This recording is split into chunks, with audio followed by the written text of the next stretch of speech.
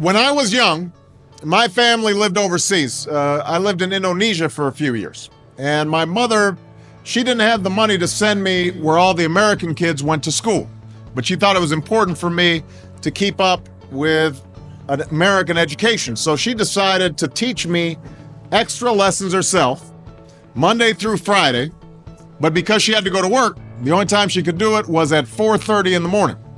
But whenever I'd complain, my mother would just give me one of those looks and she'd say, "This is no picnic for me either, Buster." So I know that some of you are still adjusting to being back at school, but I'm here today because I have something important to discuss with you. My father left my family when I was 2 years old, and I was raised by a single mom who had to work and who struggled at times to pay the bills and wasn't always able to give us the things that other kids had. There were times when I missed having a father in my life. There were times when I was lonely and I felt like I didn't fit in. So I wasn't always as focused as I should have been on school. And I did some things that I'm not proud of, and I got in more trouble than I should have. And my life could have easily taken a turn for the worse. But I was lucky. I got a lot of second chances, and I had the opportunity to go to college and law school and follow my dreams. My wife, our First Lady, Michelle Obama, she has a similar story. Neither of her parents had gone to college, and they didn't have a lot of money. But they worked hard, and she worked hard so that she could go to the best schools in this country. But some of you might not have those advantages. Maybe you don't have adults in your life who give you the support that you need. Maybe someone in your family has lost their job and there's not enough money to go around. Maybe you live in a neighborhood where you don't feel safe, or have friends who are pressuring you to do things you know aren't right. Maybe you could be a great writer, maybe even good enough to write a book or articles in a newspaper, but you might not know it until you write that English paper, that English class paper that's assigned to you. Maybe you could be an innovator or an inventor, maybe even good enough to come up with the next iPhone or the new medicine or vaccine, but you might not know it until you do your project for your science class. Maybe you could be a mayor or a senator or a Supreme Court justice, but you might not know that until you join student government or the debate team. And no matter what you want to do with your life, I guarantee that you'll need an education to do it. You want to be a doctor or a teacher or a police officer? You want to be a nurse or an architect, a lawyer or a member of our military? You're going to need a good education for every single one of those careers. You cannot drop out of school and just drop into a good job. You've got to train for it and work for it and learn for it. And this isn't just important for your own life and your own future. What you make of your education will decide nothing less than the future of this country. The future of America depends on you. What you're learning in school today will determine whether we as a nation can meet our greatest challenges in the future.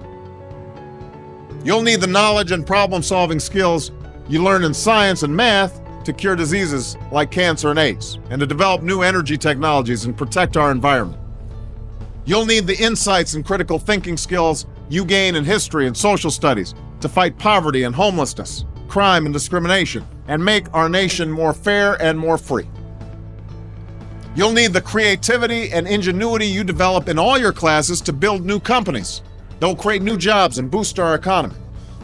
We need every single one of you to develop your talents and your skills and your intellect so you can help us old folks solve our most difficult problems. If you don't do that, if you quit on school, you're not just quitting on yourself, you're quitting on your country. Now, I know it's not always easy to do well in school. I know a lot of you have challenges in your lives right now that can make it hard to focus on your schoolwork. I get it. I know what it's like. But at the end of the day, the circumstances of your life, what you look like, where you come from, how much money you have, what you've got going on at home, none of that is an excuse for neglecting your homework or having a bad attitude in school. That's no excuse for talking back to your teacher or cutting class or dropping out of school. There is no excuse for not trying. Where you are right now doesn't have to determine where you'll end up. No one's written your destiny for you, because here in America, you write your own destiny. You make your own future. That's what young people like you are doing every day all across America. And that's why today I'm calling on each of you to set your own goals for your education and do everything you can to meet them. Your goal can be something as simple as doing all your homework, paying attention in class, or spending some time each day reading a book. Maybe you'll decide to get involved in an extracurricular activity or volunteer in your community. Maybe you'll decide to stand up for kids who are being teased or bullied because of who they are or how they look. Because you believe, like I do, that all young people deserve a safe environment to study and learn. Maybe you'll decide to take better care of yourself so you can be more ready to learn. But whatever you resolve to do, I want you to commit to it. I want you to really work at it. I know that sometimes you get that sense from TV that you can be rich and successful without any hard work, that your ticket to success is through rapping or basketball or being a reality TV star.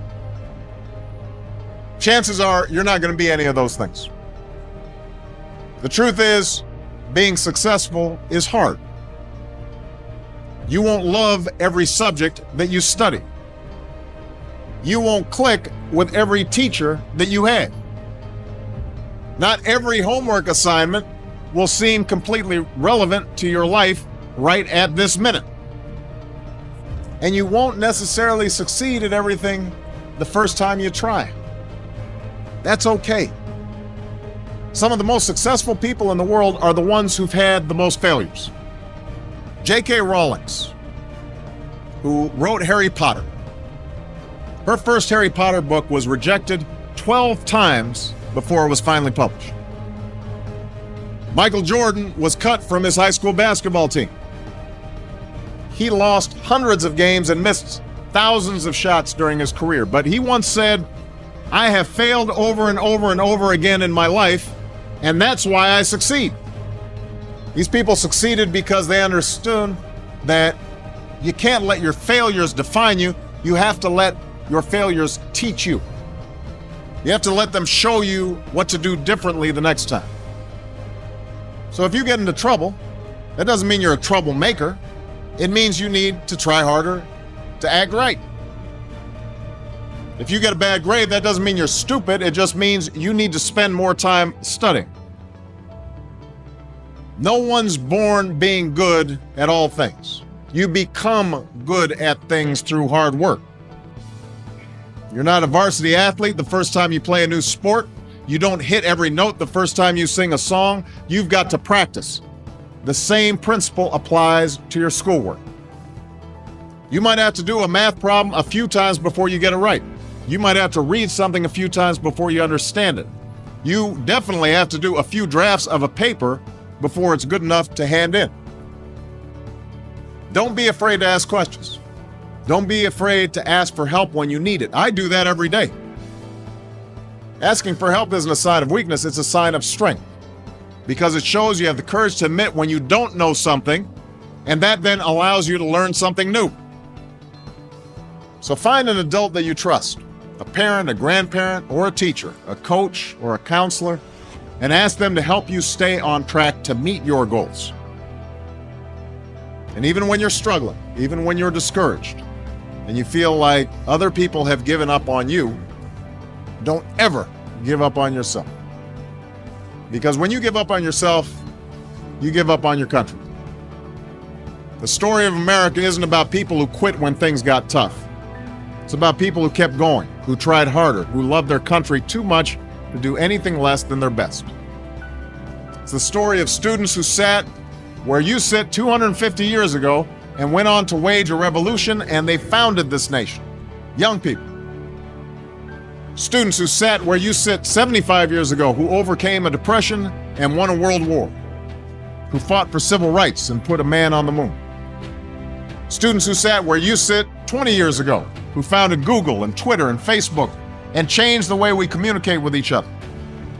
So today, I want to ask all of you, what's your contribution going to be?